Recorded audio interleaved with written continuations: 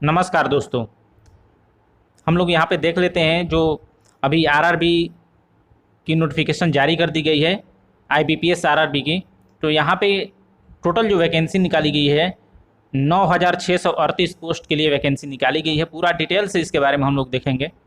और आप देख सकते हैं यहाँ पे जो रिक्रूटमेंट कराई जाएगी वो मल्टी असिस्टेंट मल्टी पर्पस के लिए भी वैकेंसी इसमें है, जो कि ग्रेजुएट के लिए है। और रिक्रूटमेंट ऑफिसर के लिए स्केल 1, स्केल 2 और स्केल 3 के लिए यहाँ पे पूरा डिटेल से हम लोग देखेंगे।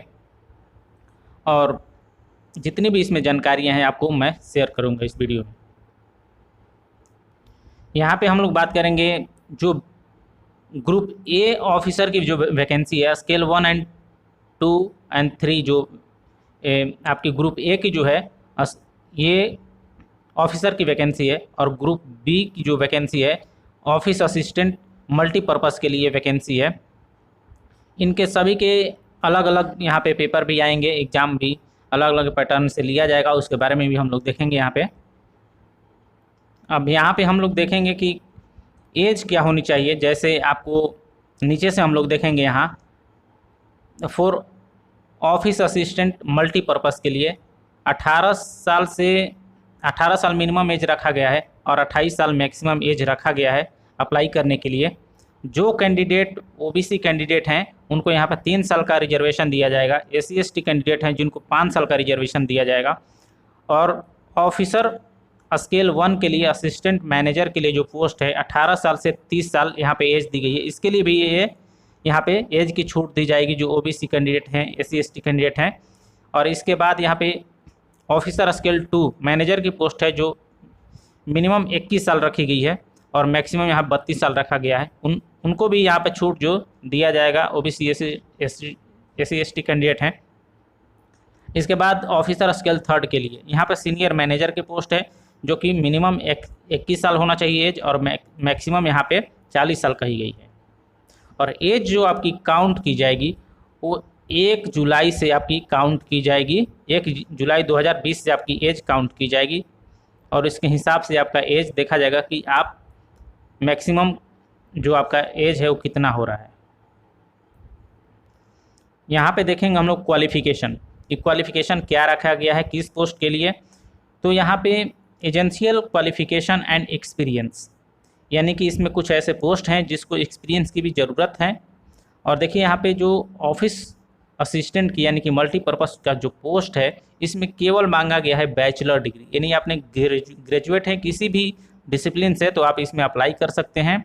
और लोकल लैंग्वेज जहाँ के लिए भी अप्लाई करेंगे वहाँ का लोकल लैंग्वेज आपको आना चाहिए। जैसे हिंदी हो गया, कहीं कोई लोकल लैंग्वेज वहाँ जैसे भोजपुरी हो गया या कोई भी लैंग्वेज है किसी भी स्टेट से अप्लाई करते हैं तो लोकल लैंग्वेज आपको आना चाहिए।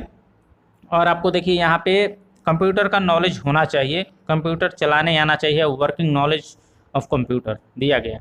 सेकंड में हम लोग देखेंगे ऑफिसर स्केल 1 यानी कि असिस्टेंट मैनेजर का पोस्ट है। इसमें कहा गया है कि bachelor degree in any discipline from a recognised university.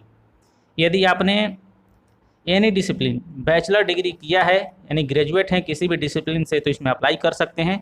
और इट्स इक्विवेलेंट, यहाँ पे इट्स इक्विवेलेंट करके दिया गया है agriculture, horticulture, forestry, animal husbandry, veterinary science, agriculture, engineering और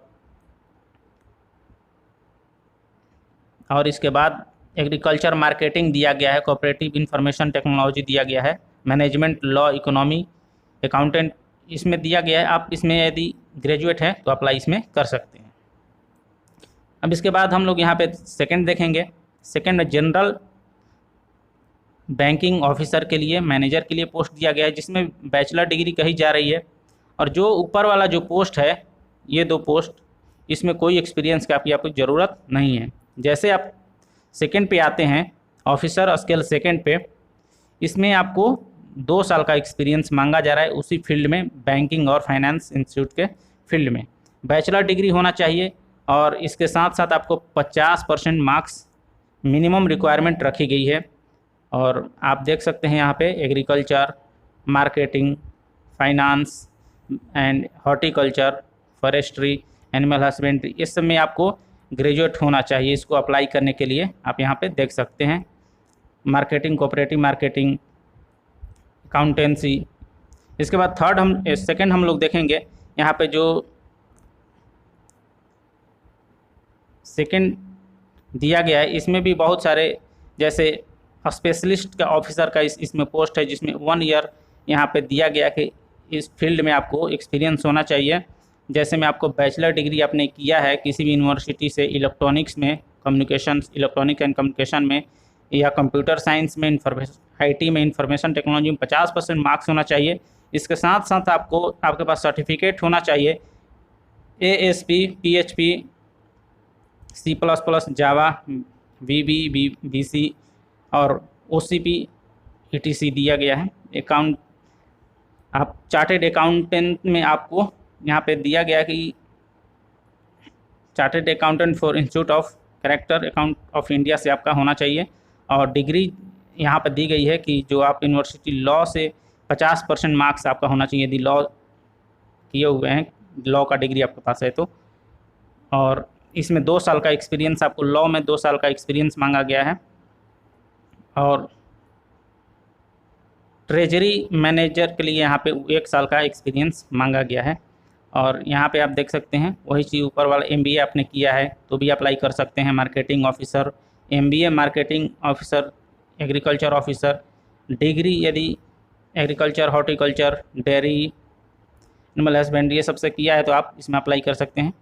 और ऑफिसर स्केल 3 जो दिया गया है इसमें आपको 5 साल का एक्सपीरियंस चाहिए और सेम आपको बैचलर डिग्री, 50% मार्क्स, वही जो ग्रेजुएट होनी चाहिए एग्रीकल्चर, हॉर्टिकल्चर, फॉरेस्ट हस्बेंड्री ये सब से आप किए हुए हैं, लॉ से, इकोनॉमी मैनेजमेंट से, IT सेक्टर से, तो ये सब अप्लाई कर सकते हैं आप। इसके देखेंगे हम कि कैसे इसमें एग्ज़ाम होते हैं और सिलेक्शन प्रोसेस क्या है। टोटल जो वैकेंसी है 9638 पोस्ट है और कितना किस पोस्ट के लिए है वो भी देखेंगे कि किस पोस्ट में कितनी कितनी वैकेंसी दी गई है।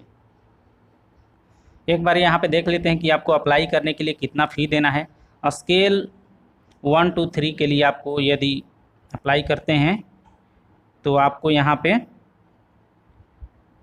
SC ST कैंडिडेट को यहाँ पे 175 रुपया देना है और अदर कैंडिडेट जो हैं 850 रुपया देना है। और ऑफिस असिस्टेंट के लिए, मल्टीपर्पज़ के लिए यहाँ पे सेम वही रखा गया है। SC ST कैंडिडेट के लिए यहाँ पे 175 रुपया, अदर कैंडिडेट के लिए 850 रुपया रखा गया है। आपको ऑनलाइन मोड में पेमेंट करना है। इसके बाद यहाँ पे एग्ज़ाम प्रोसेस दे दिया गया है कि एग्ज़ाम कैसे यहाँ पे लिया जाएगा। मल्टीपर्पज़ का देखिए रीजनिंग और न्यूमेरिकल एबिलिटी पूछा जाएगा। प्री का है ये, ऑब्जेक्टिव टाइप प्रश्न आएंगे जो यहाँ पे हिंदी इंग्लिश दोनों मीडियम में रहेंगे। आप जिस मीडियम में देना चाहते हैं दे सकते हैं। 40 क्वेश्चन रहेंगे 40 नंबर के, और रीजनिंग के और न्यूमेरिकल एबिलिटी के यानी कि मैथ के 40 क्वेश्चन रहेंगे, 40 नंबर के यहाँ पे रहेंगे, यानी कि 80 क्वेश्चन 80 मार्क्स के रहेंगे।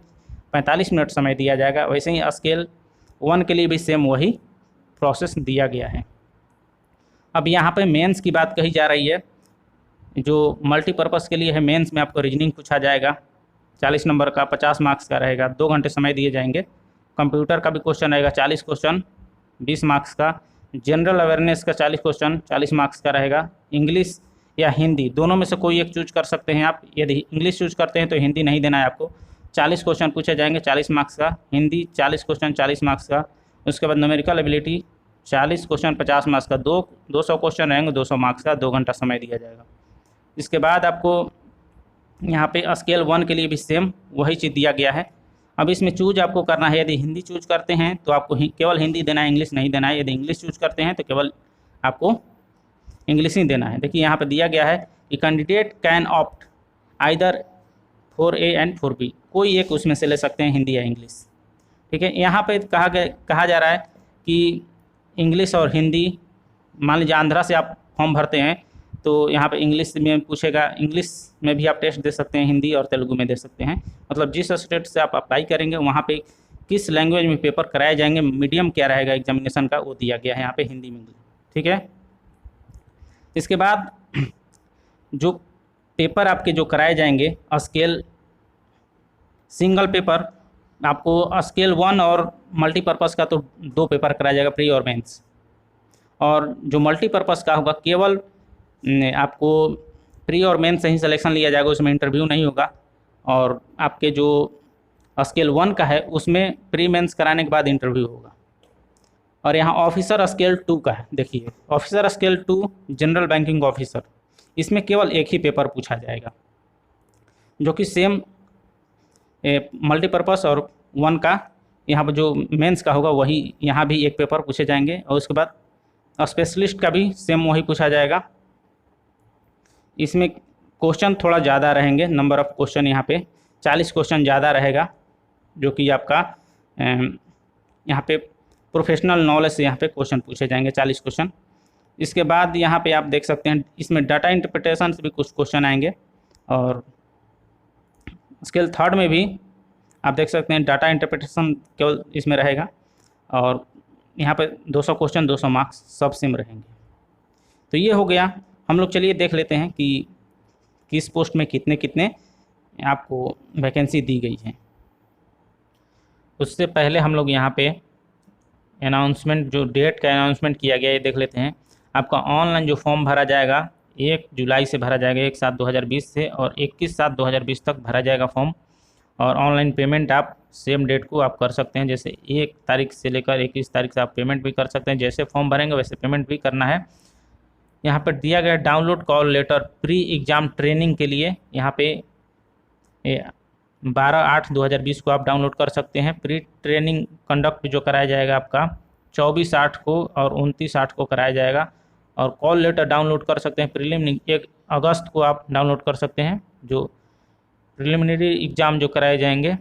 और प्रीलिमिनरी एग्ज़ाम जो आपका सितंबर अक्टूबर में लिया जाएगा, और डेट बढ़ भी सकता है, क्योंकि यहाँ पे देखिए result for online exam prelim अक्टूबर में रिजल्ट 1 महीने बाद आ जाएगा।